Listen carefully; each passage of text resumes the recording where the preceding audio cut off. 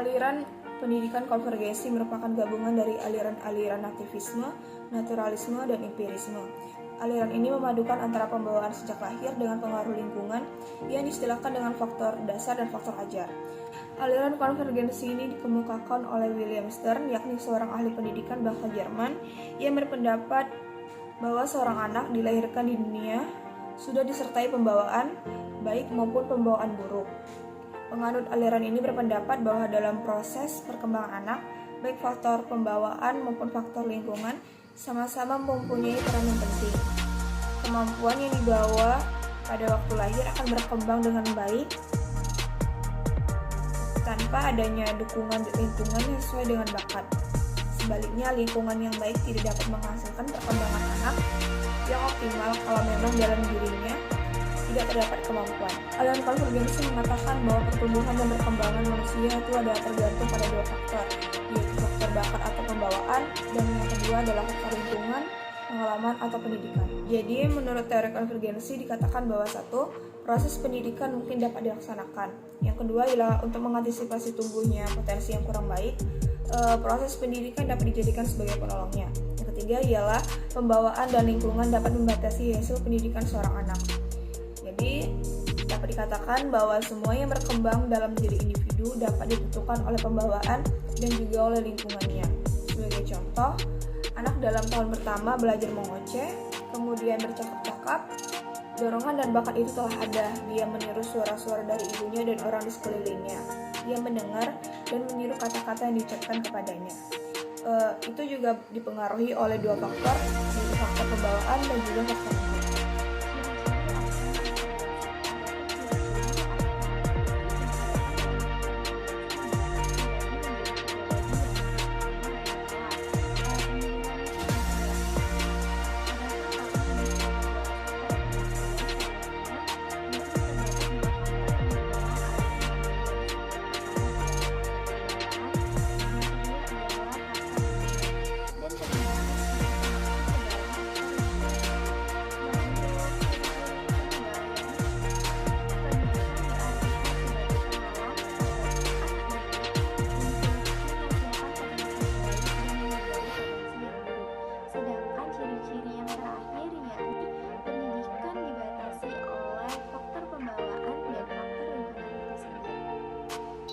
Kelebihan dan kekurangan aliran konvergensi. Kelebihan aliran konvergensi. 1. Aliran konvergensi mempunyai asas bahwa pendidikan tidak hanya berasal dari pembawaan sejak lahir saja, tetapi juga memperhitungkan keadaan lingkungan sekitar. Maka dari itu, aliran ini selalu bisa diterima oleh sistem pendidikan di berbagai negara, termasuk di Indonesia. Karena pada aliran ini, setiap manusia dibebaskan untuk memilih apa yang diinginkan sesuai dengan bakat yang ia miliki dan juga diberi kebebasan untuk meniru keadaan lingkungan sekitar. 2. Aliran ini sering dilakukan oleh anak yang baru mengenal dunia luar. Dengan begitu, ia jadi lebih cepat meniru sesuatu yang ada di lingkungannya. 3. Dalam bidang pendidikan, yaitu apabila seorang anak yang tidak memiliki bakat dari lahir, ia dapat belajar mengasah bakatnya dari lingkungan sekitar. Jadi, aliran konvergensi ini juga menginspirasi munculnya aliran-aliran baru dalam dunia pendidikan. Kekurangan aliran konvergensi. Diberikannya solusi apabila anak tersebut memiliki bakat yang luar biasa, tetapi lingkungannya tidak mendukung hal tersebut. Karena aliran ini selalu mengedepankan faktor lingkungan sekitar. Apabila ada anak atau seseorang yang tinggal di dalam lingkungan yang negatif, maka anak tersebut akan dengan mudah terkontaminasi oleh keadaan lingkungan tersebut. Contohnya adalah anak kecil yang baru mengenal dunia luar. Ia akan lebih cepat meniru sesuatu yang terjadi di lingkungan sekitarnya, baik yang positif maupun yang negatif. Baiklah, di sini saya akan melanjutkan pemaparan materi tentang aliran pendidikan naturalisme. Natur atau natura artinya alam, atau apa yang dibawa sejak lahir. Aliran ini ada persamaannya dengan aliran nativisme.